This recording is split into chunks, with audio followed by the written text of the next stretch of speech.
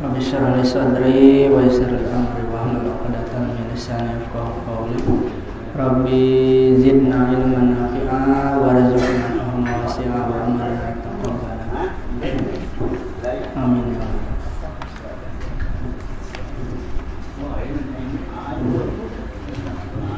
Kemarin sudah dijelaskan masalah juhud.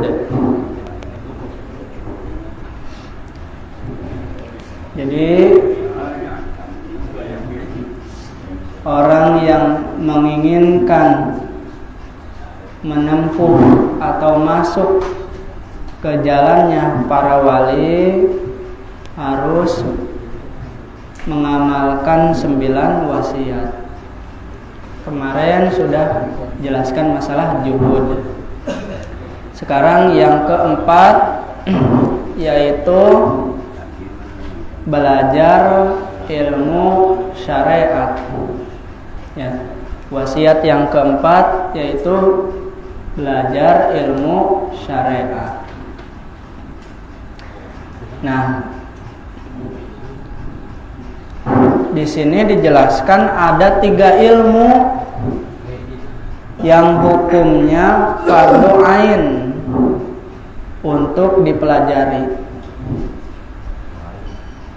Haji salah satu fardu ain farifan wa mal biha tasul najatu wa talah. Nah, di sini ada 3 ilmu yang hukumnya fardu ain untuk dipelajarinya. Yang pertama al-ilmu allazi yusahihu al-ibadah.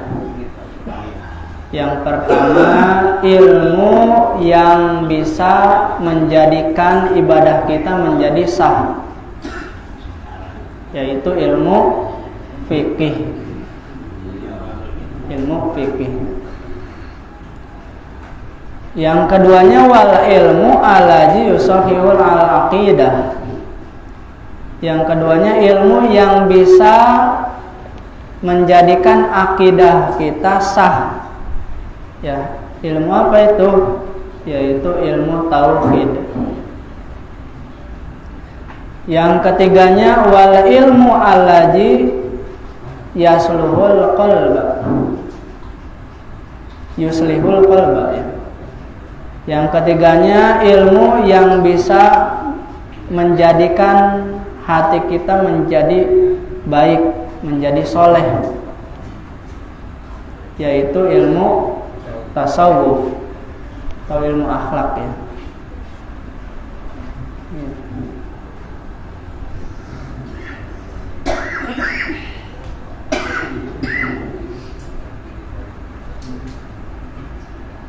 Nah, ini 3 ilmu ini hukumnya fardu ain untuk dipelajari bagi setiap muslim yang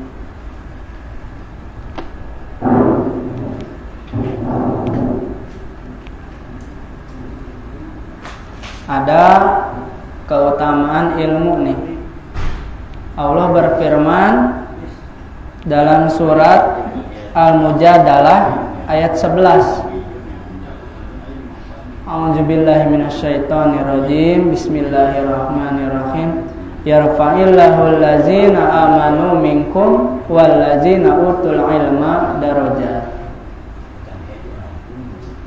Allah akan meninggikan derajat orang-orang yang beriman di antara kalian, wallazina utul ilma darajat, dan orang yang diberikan ilmu dengan beberapa derajat. Jadi gini, orang yang hanya diberikan iman oleh Allah tapi tidak diberikan ilmu oleh Allah itu mendapatkan 1 derajat. Kalau orang diberikan iman dan ilmu itu dijelaskan darajat, ya.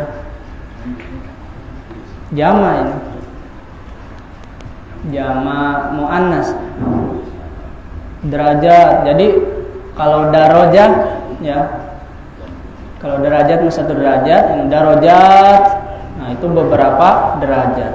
Hanya Allah lah yang tahu bagaimana tingginya orang yang beriman yang disertai dengan berilmu.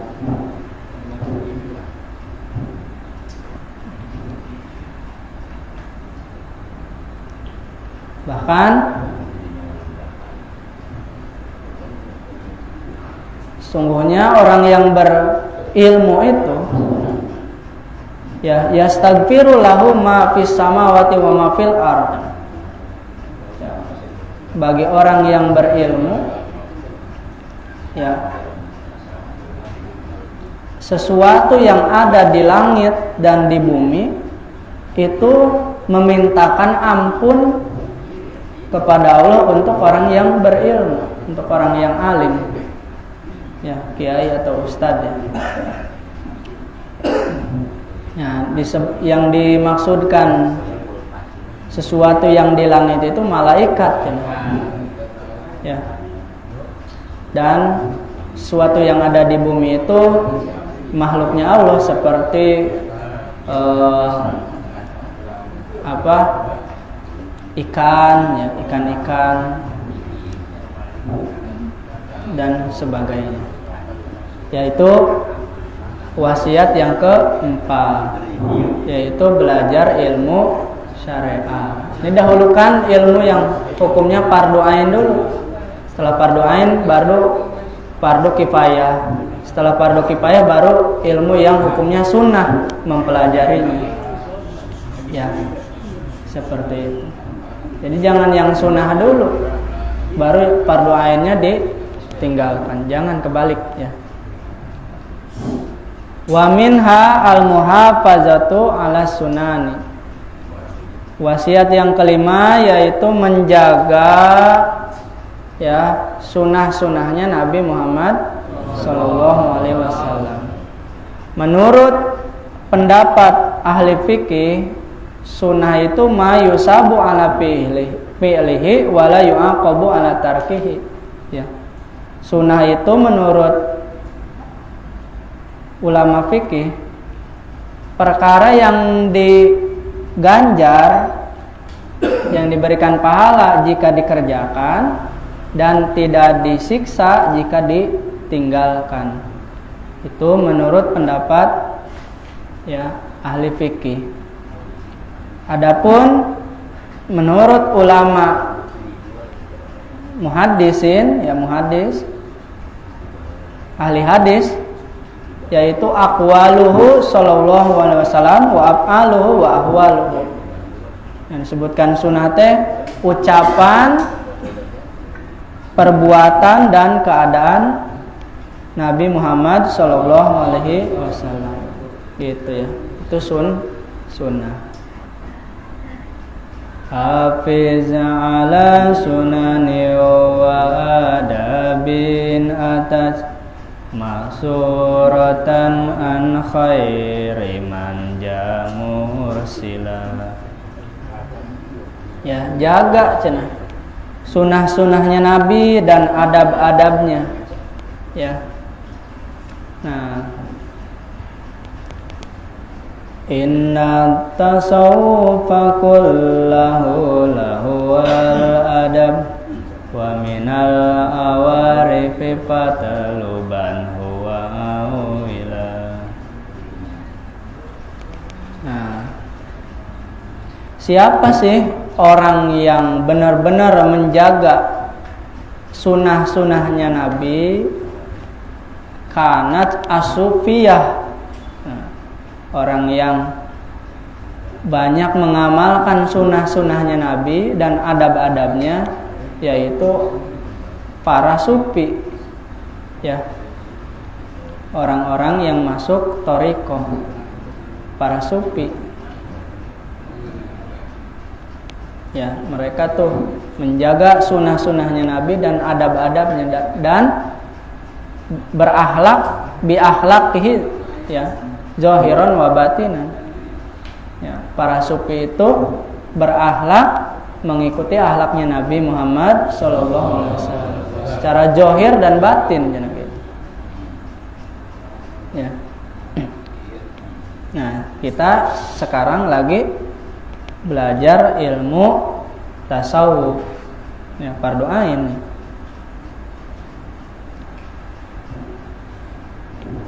Nah, qala Abu Hafsin al-Haddad, ya, berkata Abu Hafsin al-Haddad, at-tasawufu kulluhu adab, wa likulli waqtin adabun, wa likulli halin adabun, wa likulli maqamin adabun.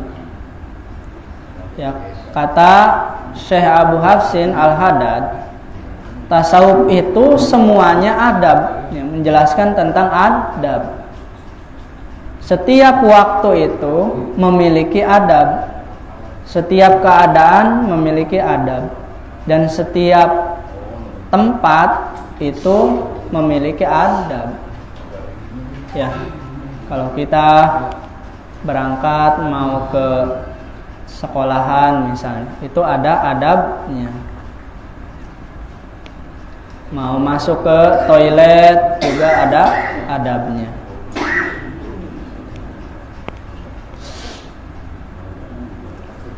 Ya. Nah, kata Abul Abbas Al-Mursi, waktu itu terbagi 4 ya.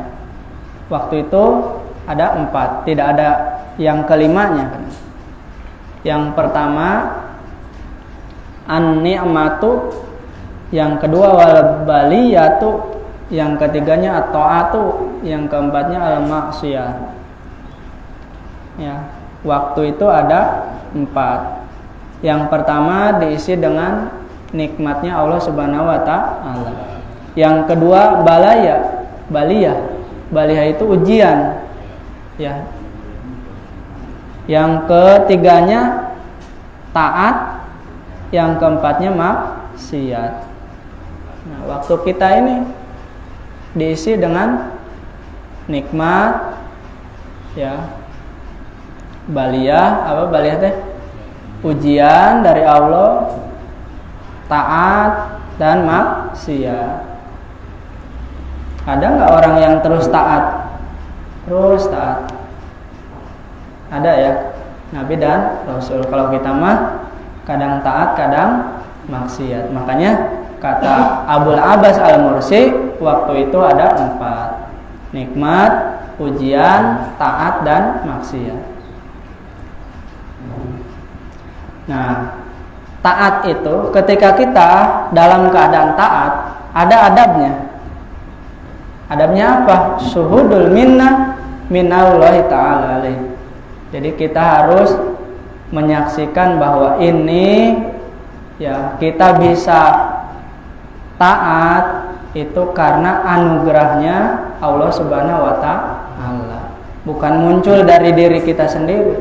Nah, itu adab ketika kita dibisakan taat oleh Allah. Gimana kalau kita maksiat? Nah, adabnya itu wujudul istighfar wan nadam. Itu adabnya itu istighfar, minta ampun kepada Allah dan menyesal. Itu adabnya.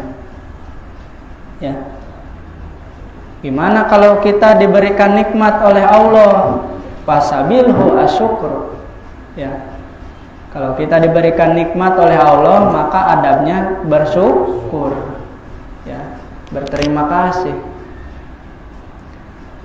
Nah, ketika kita diberikan ujian oleh Allah, fasabiluhu arido bil qada'i wasabr. Ya. Adabnya itu ridho dengan keputusan Allah dan juga sabar ketika diberikan ujian atau cobaan oleh Allah Subhanahu wa taala. Nah, itu adabnya ya.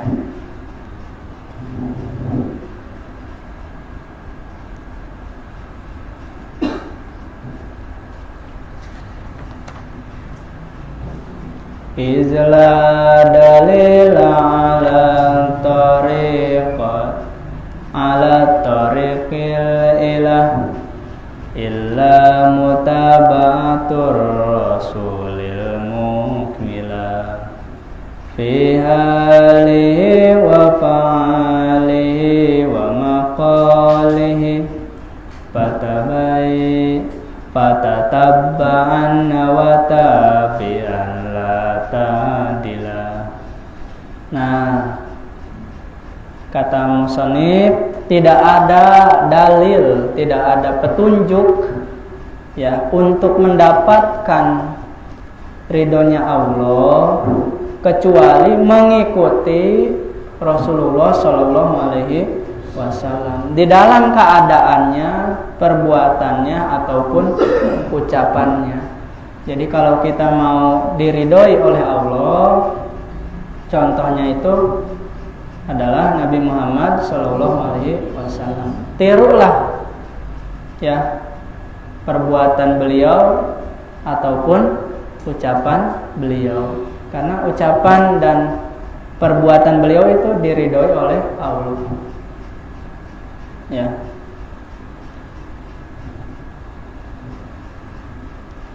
Kata Allah dalam surat Al-Imran ayat 31, Qul in kuntum tuhibbunallah fattabi'uni yuhibbukumullah wa yaghfir lakum dzunubakum. Qul, katakanlah, jika kalian mencintai Allah, maka ikutilah aku, ya. Kata Nabi, maka Allah akan mencintai kalian dan akan mengampuni dosa-dosa kalian. Sudah disenangi, dicintai oleh Allah, juga dosa-dosanya akan diampuni kalau kita mengikuti apa yang dicontohkan oleh Rasulullah Sallallahu Alaihi Wasallam. Wa tariqu kulli masyaikhin qad qidat bi kitabi rabbi wal hadisi tasala. Ya. Nah, inna tariqal masyaihim minal auliya, ya, sungguhnya jalannya para masyaikh, para guru-guru dari para walinya Allah itu berdasarkan Al-Quran dan hadis, tidak keluar dari Quran dan hadis, ya. Seperti itu. Kita jangan ragu, ya, kalau kita mengikuti jalannya para wali, karena mereka itu tidak mungkin keluar dari aturan Al-Quran dan yang dicontohkan oleh Nabi Muhammad SAW, atau tidak akan keluar dari hadis, ya. Tali riyadus sholihin wa ahkiman ma fihi tazfar bisadati wa mala. Nah, toli katanya, lihatlah kitab Riyadus Sholihin. Ya, kita disuruh oleh pengarang kitab ini untuk mempelajari kitab Riyadus Sholihin. Ya, Riyadus Sholihin itu kitab-kitab yang berisikan hadis, ya, hadis Nabi Muhammad SAW.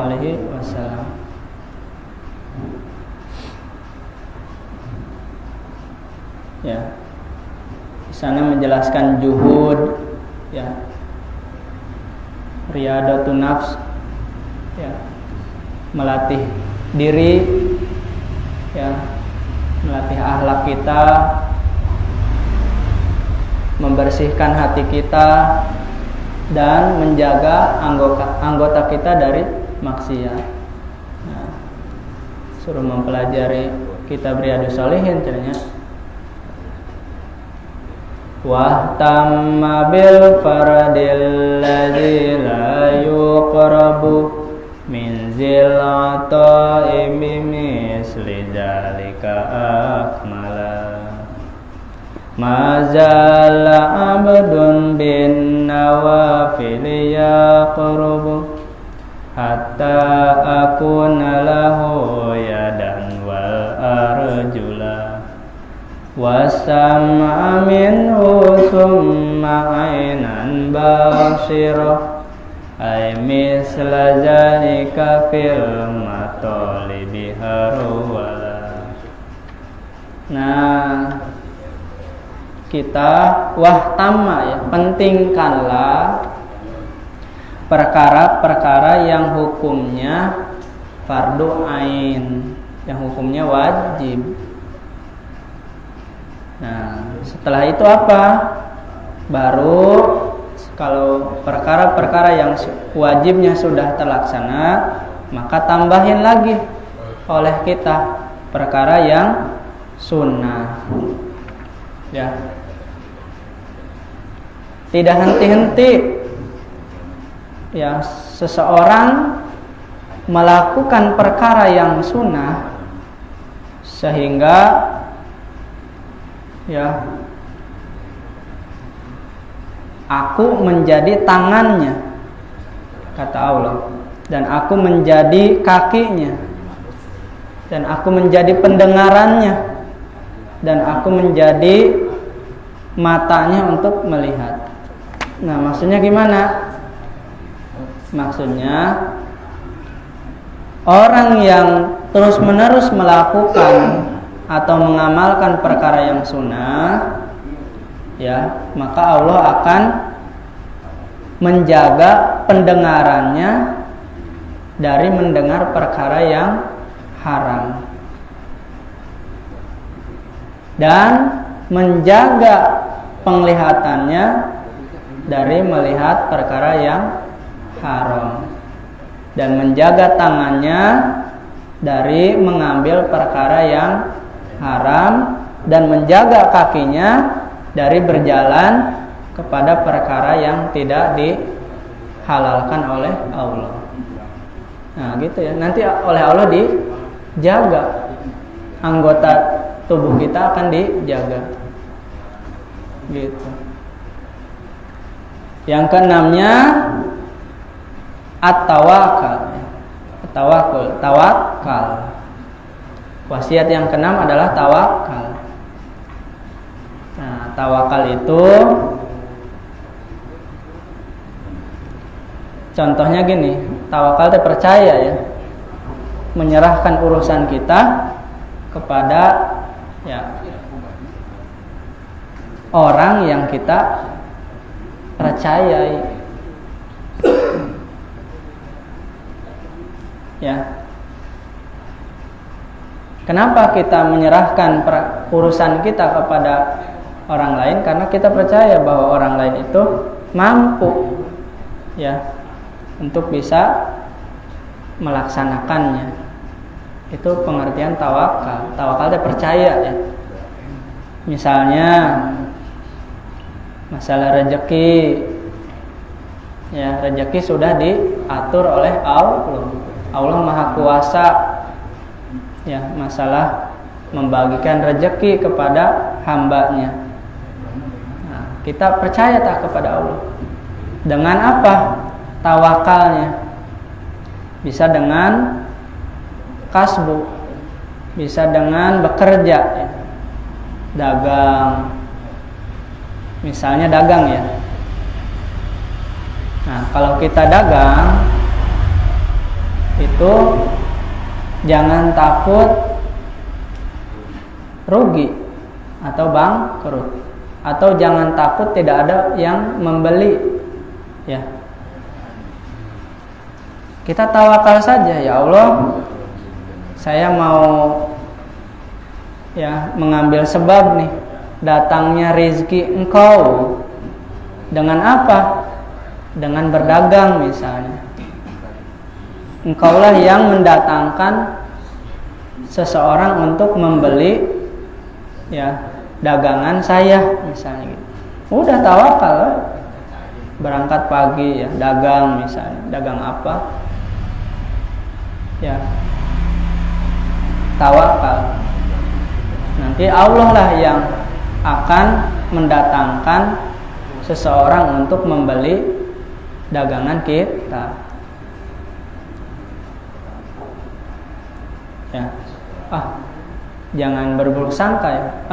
Saya mah dagang ini kayaknya gak ada yang membelinya dah. Misalnya, jangan gitu.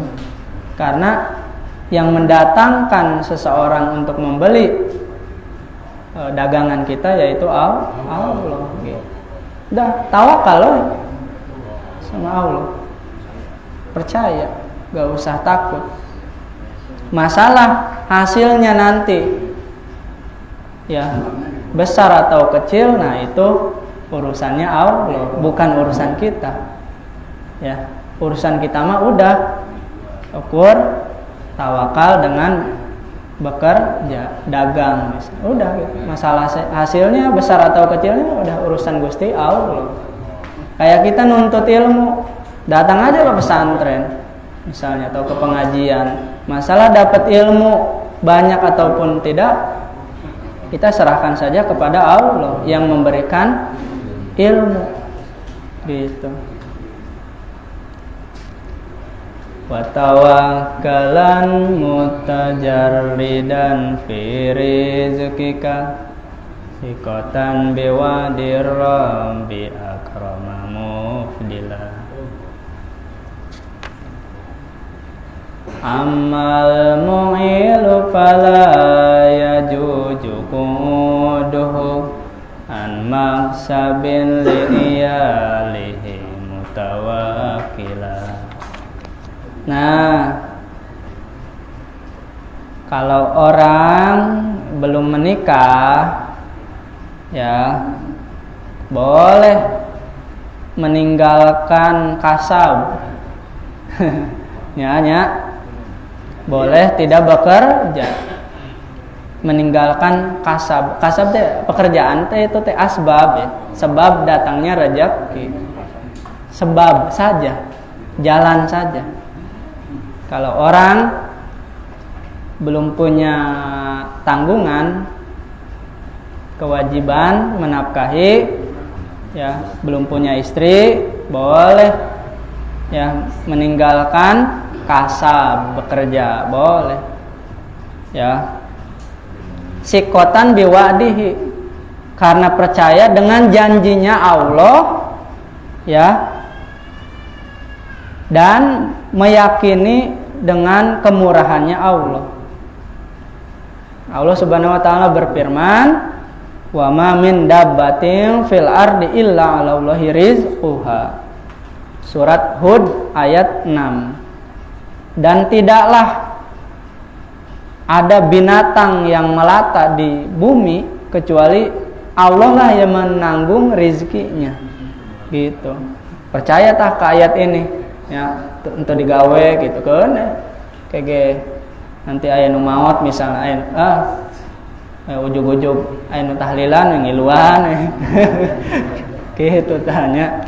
Oh, di mana we gitu. Rezeki mah. Ya.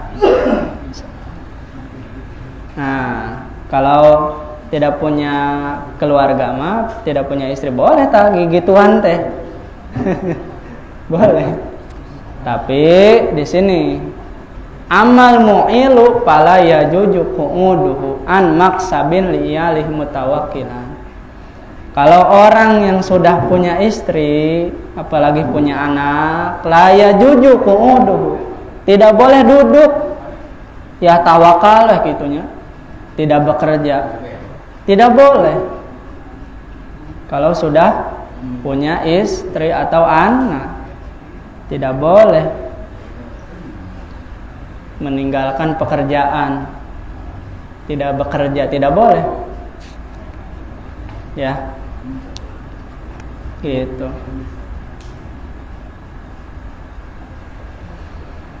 La tabzulan linnasi irdakatami'an fi malihim aw jahihim mutazallila.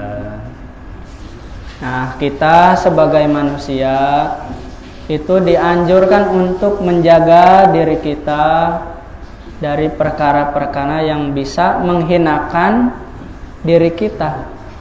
Misalnya kita mengharapkan apa yang ada di tangan manusia. Nah, misalnya apa?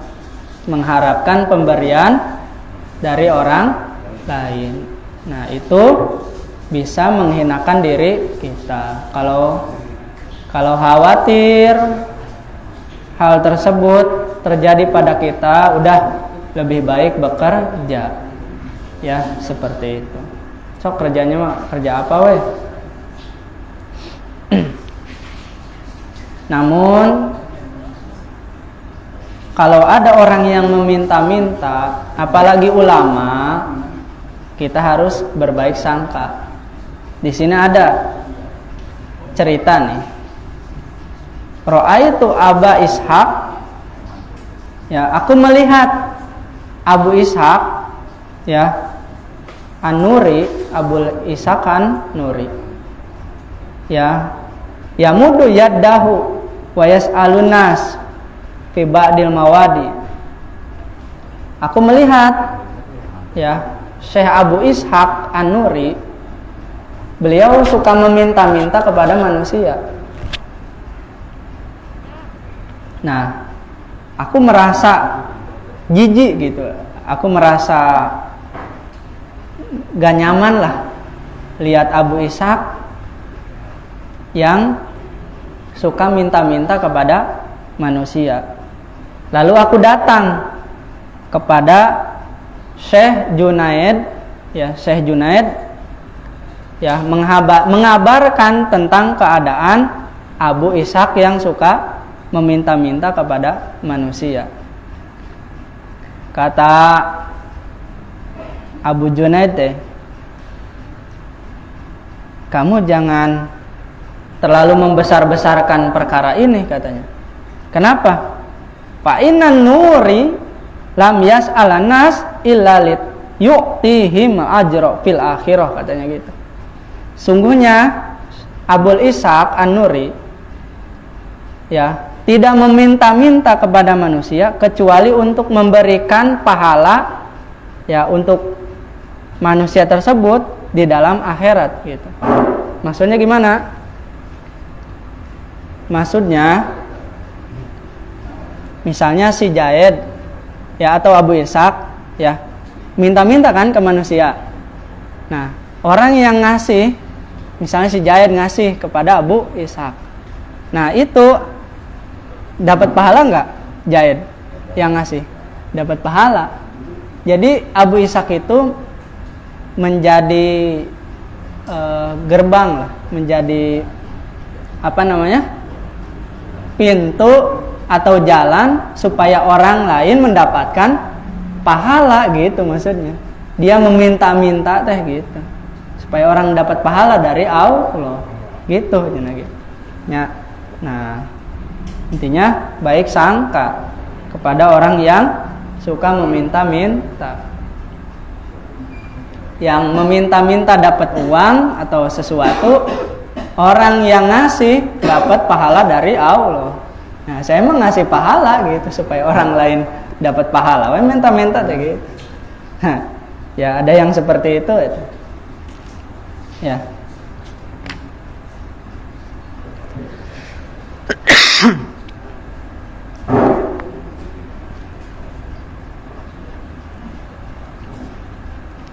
Wallahu a'lam bishawab. Mudah-mudahan kita mendapatkan ilmu yang berkah, bisa mengamalkan apa yang sudah dibahas, khususnya untuk diri saya pribadi. Mohon maaf atas segala kurangan. Wallahu muwaffiq ila aqwamit thoriq. Wassalamualaikum warahmatullahi wabarakatuh.